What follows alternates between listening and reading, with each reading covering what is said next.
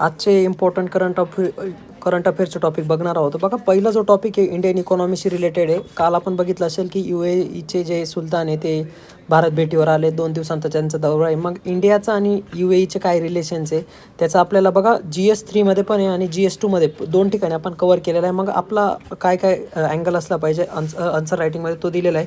त्याच्यानंतर पुढचं जर बघितलं तर ब्रिक्सशी रिलेटेड आहे की ब्रिक्समध्ये सध्या चर्चा चालू आहे की करन्सी स्वॅपची. ठीक आहे, जसं की आपल्याला माहिती आहे की डॉलरवर खूप मोठा डिपेंडन्स आहे. मग जेवढ्या ब्रिक्स मेंबर कंट्रीज आहेत तर ह्या ज्यांची रेग्युलर करन्सी आहे त्यामध्ये त्या ट्रेड करू शकता. त्याच्यानंतर आपल्याला प्रीच्या अँगलने ब्रिक्सचे मेंबर माहिती पाहिजे. त्याच्यानंतर त्याच्या ज्या मीटिंग्स आहेत ॲन्युअल मीटिंग्स त्यांचं लोकेशन ते माहिती असलं पाहिजे.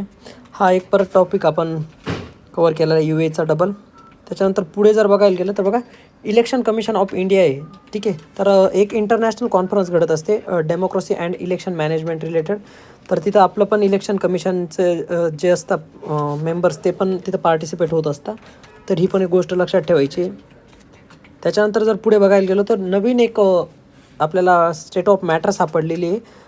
तिला आपण सॉलिड लिक्विड हायब्रिड असं मॉडेलचं नाव देण्यात आलं आहे. तर ती काय आहे त्याच्याशी रिलेटेड दिलं आहे की कोणकोणत्या टेम्परेचर, त्याच्यानंतर काय अजून बाकीच्या गोष्टी आहेत त्या पण ह्या आर्टिकलमध्ये दिल्या आहे. तर सायन्स टेकच्या अँगलने हे प्रीच्या अँगलने खूप इम्पॉर्टंट टॉपिक आहे हा.